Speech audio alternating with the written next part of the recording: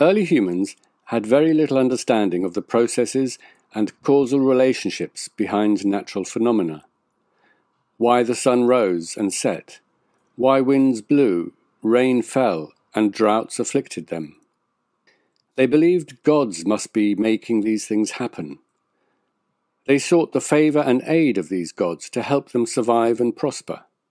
They offered sacrifices to bring the rain, chanted incantations for the sun to return, and made supplications for fertility and a good harvest. It appeared to them that God was directly intervening and controlling the elements, either sending them or withholding them, according to whether he was pleased or angry. Success was ensured by pleasing God, so he would make the rain fall, crops grow, offspring plentiful, and enemies destroyed. While if he displeased God, he would bring down calamities, droughts, floods, and destroy whole towns. This is how humans, for a large part of our existence, believed the world worked. The Qur'an reflects this view of God. Successes gained by pleasing him, obeying him, bowing, and prostrating to him. He sends the wind and rain to whoever and wherever he wants. He brings the sun up from the east, causes night and day, life and death, sends floods, earthquakes, sandstorms, hurricanes, and blasts from the heavens down upon disbelievers. He holds birds up in the sky and carries ships on the sea. He apportions kingdoms and takes them away, honours who he wants and humbles who he wants. Nothing in this world rises or falls, moves or is stationary, except by his active involvement. However, one of the reasons many people in modern times have begun to doubt religion is because we have come to understand that there are natural laws that govern these things. We understand why earthquakes happen and tsunamis occur, why the sun rises, rain falls, and deserts bloom. We can calculate these laws and observe how they follow predictable patterns of cause and effect. They don't require any supernatural intervention, and we can harness them ourselves without the need for offerings, prayers, sacrifices, or obeying religious laws. We observe that at no time are the laws of nature broken. We never see any divine interventions that contradict them. There is no tangible benefit conferred on those who pray, nor negative consequences to those who don't. We do not see the wicked destroyed by floods, earthquakes, hurricanes, or devastating blasts from the sky. Whether you obey God or not makes absolutely no difference to the running of the universe and its natural processes.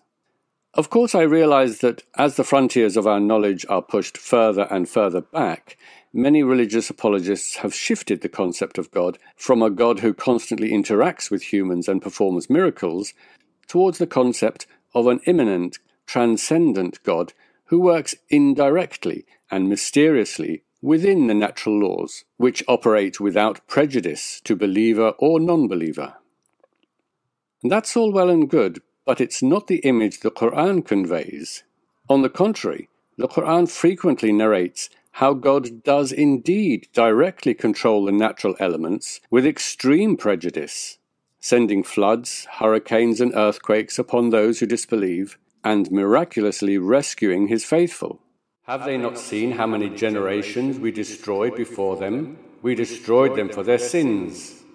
Those before them disbelieved in our signs, so Allah seized them for their sins.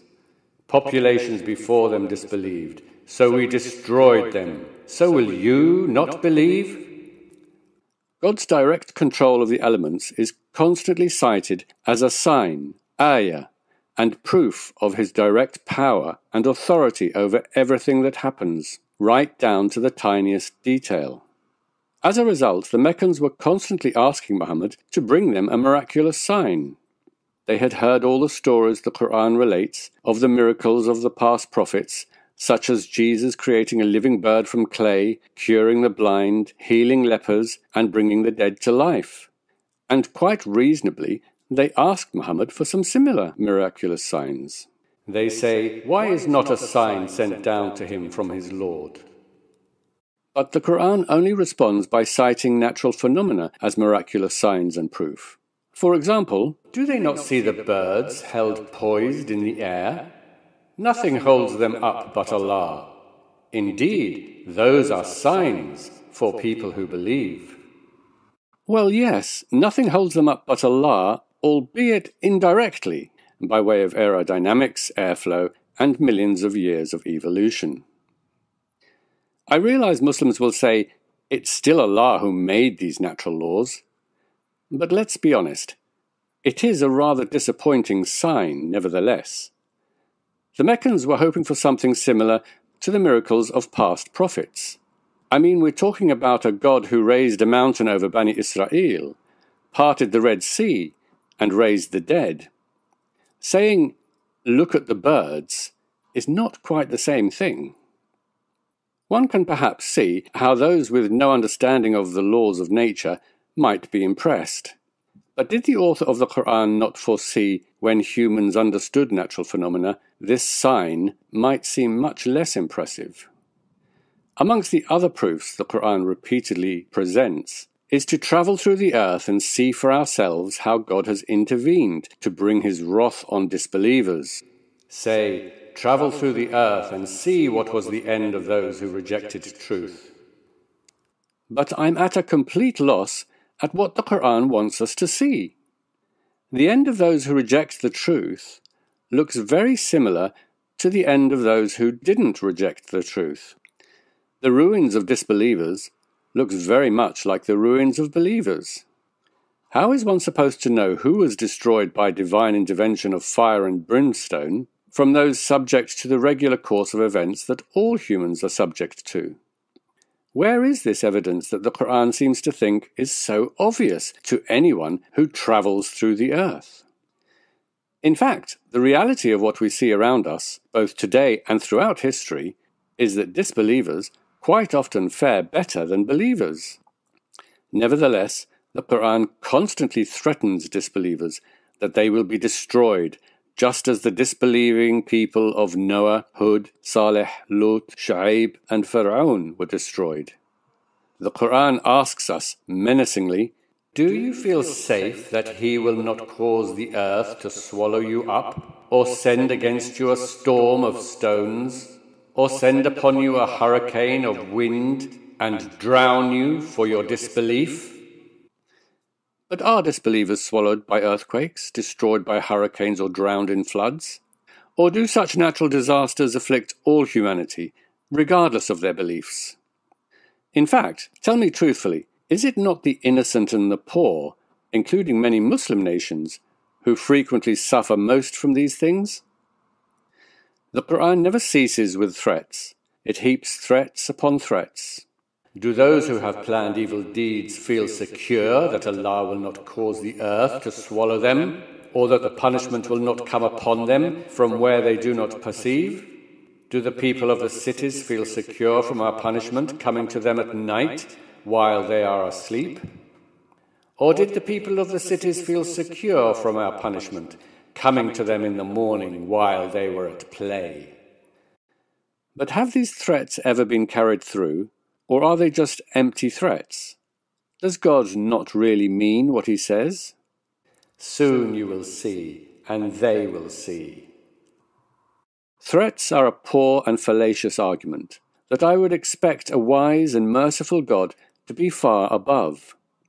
The Qur'an shamelessly exploits the fears and vulnerability of the human condition to coerce its audience to accept Islam. It appears to be totally unconcerned that faith achieved through fear completely undermines both its genuineness and the unimpeded exercise of free will. That which is done under duress can never be a genuine and sincere free choice. It also raises the question, why would you need threats to make someone believe something if it is plainly and obviously true? And if it is not plainly and obviously true, why punish them for disbelieving? Once you get past these threats, there is actually very little of substance in the Qur'an to convince the reader. The Qur'an depicts a world full of divine miracles and interventions, angels, jinn, and wondrous tales. Then it demands we travel through the earth and see for ourselves.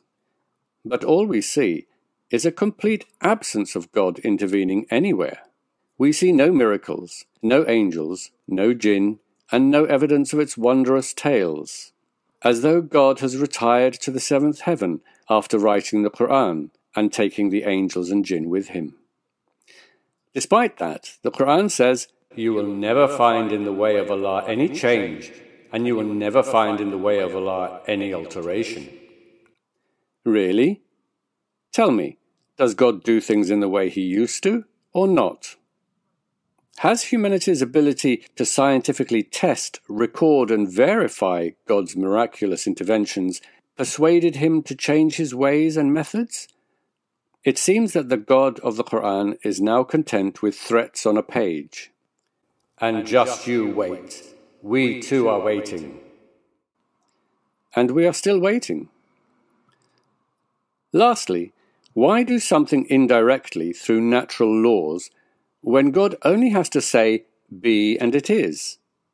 How much more convincing would the signs related in the Qur'an be if they did actually occur without any discernible or observable natural laws, as our ancestors mistakenly thought?